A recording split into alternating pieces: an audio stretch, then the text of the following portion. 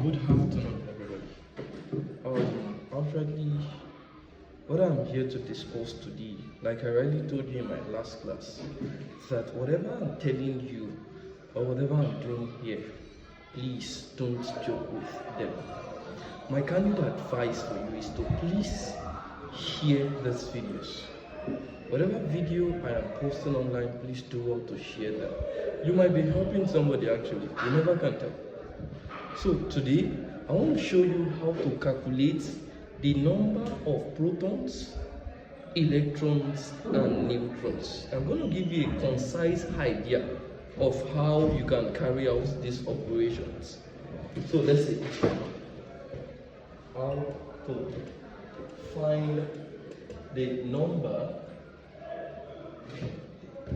of protons, electrons, and neutrons. But before I go into this, let me quickly take you through a journey of atomic structure. Yes, let's quickly discuss atoms, atomic structure, the structure of an atom. Let's see what an atom entails.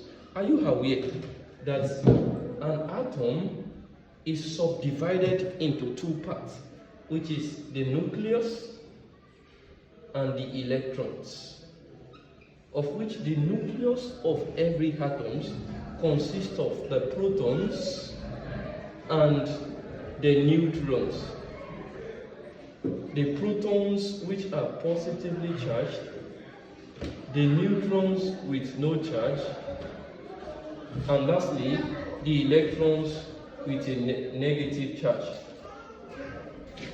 So provided you are familiar with stuff like this, how can we then introduce what I have discussed here into answering this problem? Let's consider an atom of sodium, for example. Sodium being the 11th member in the periodic table with an atomic number of 11 and a mass number of 23. Let me write that body. Sodium, the 11th member in the table with an atomic number of 11, mass number 23. So the question is, how can I estimate the number of protons, electrons, and neutrons from an atom of sodium, for example? Let's note, remember that this is called the atomic number, which is a function of the numbers of protons only. So atomic number is the number of protons only, while this is called the mass number, anciently called nucleon number, which is a function of the numbers of protons and neutrons. The mass number of an atom is centered in the nucleus of that atom. So, shall we quickly see? Let's see how we can estimate these three stuff here. So, starting with the number of protons, provided I have introduced to you what atomic number is. I've told you atomic number is the number of protons only, while mass number is the number of protons and neutrons. And the mass number of an atom is centered in the nucleus. So, shall we go? Quickly. I want to find out the number of protons. I'm considering an atom of sodium. So I'm going to find out the number of protons, electrons, and neutrons from this state now. Provided I have stated that this is the atomic number, and atomic number is the number of protons only. So generally speaking, we can always have it that atomic number is equal to numbers of protons. Yes, so whatever the atomic number is, you understand, is a direct function of what the number of protons will definitely be. Provided the atomic number here is 11, definitely there are 11 protons here. Yes, the atomic number is the number of protons only.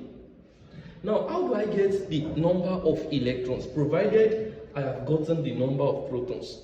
Don't forget, take note of these rules I'm going to give you. Now, for an electrically neutral atom,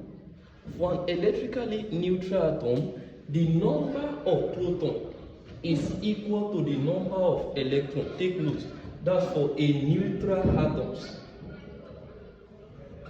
Are we together now? For an electrically neutral atom, the number of protons is equal to the number of electrons, in the sense that if the number of protons is 20, definitely the number of electrons will be 20.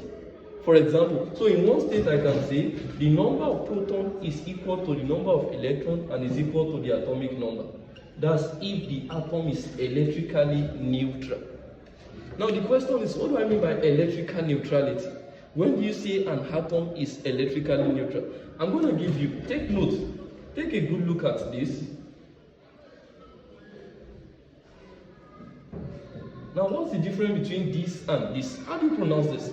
This is an atom of sodium, while this one is an ion of sodium. So this is pronounced sodium atom, while this is pronounced sodium ions. So how do I then distinguish between these two? Now take note, this one is carrying a charge, a positive charge.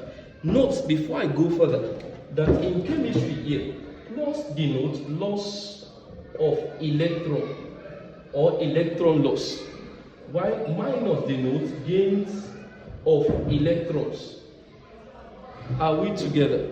In the sense that if I write N A plus, yes, that's plus 1. So it means the atom of this element has lost 1 electron. So provided the atom of this element has lost 1 electron, that will make the number of electrons reduced by 1. So definitely this one here is electrically neutral, meaning that it has no charge. But in the case of this one has a charge. So this one is not electrically neutral because there's a charge on it. You understand? So that's why it is pronounced sodium ions. So in this state now, the number of protons is not equal to the number of electrons. But in this state, the number of protons equals the number of electrons. That's why take note of this language, plus denote loss of electrons, minus denote gains of electrons. So that means if I have Mg2 plus or plus 2, for example, that tells you that the atom of this element has lost 2 electrons, making the number of electrons reduced by 2. So definitely if I am having something like 12, magnesium being the 12th member in the periodic table with an atomic number of 12, mass number 24. So in this case, the atomic number, provided this is the atomic number, definitely the atomic number is the number of protons. So therefore, there are 12 protons here. So how many electrons do we have here? I said there are 12 protons. There are 12 protons. How many electrons?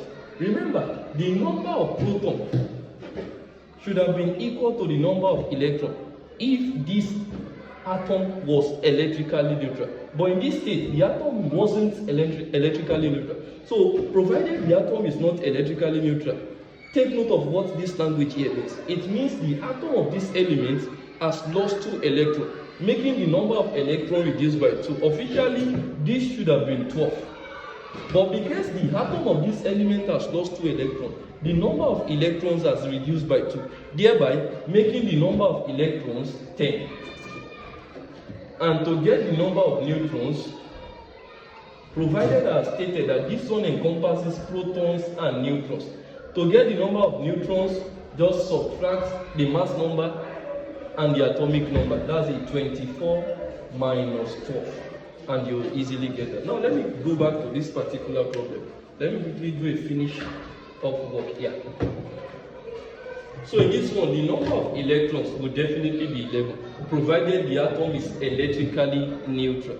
So what about the number of neutrons? The number of neutrons becomes the mass number minus the atomic, which is a 12. That is that about this. Let us consider sodium ion, for example. Take note of what this sign here means. This tells you that the atom of this element has lost 1 electron, making the number of electrons reduced by 1.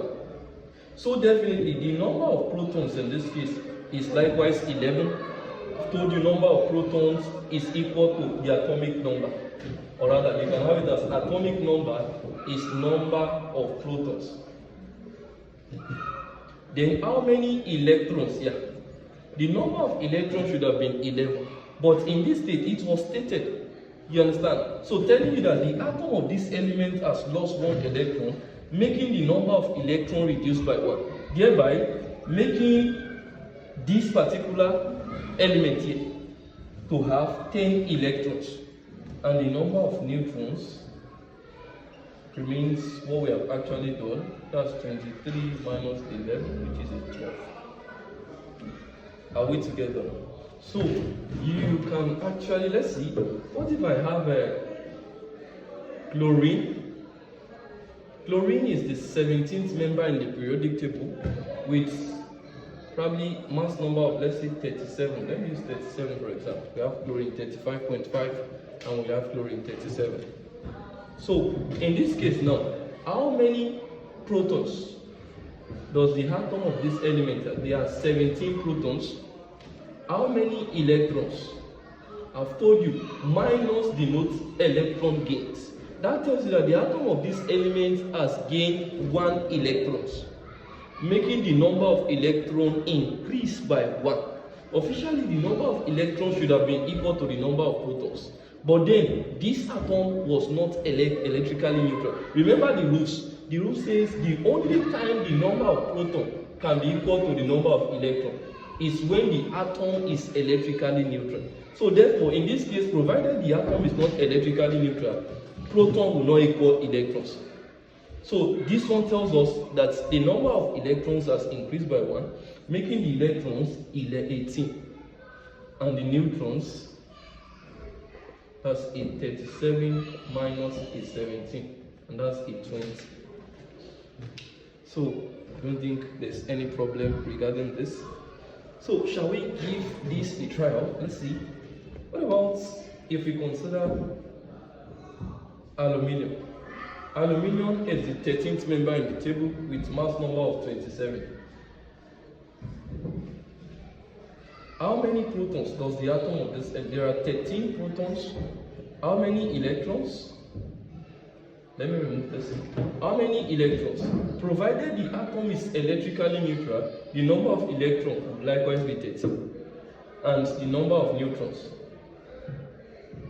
that's 27 minus 13, which is a 14.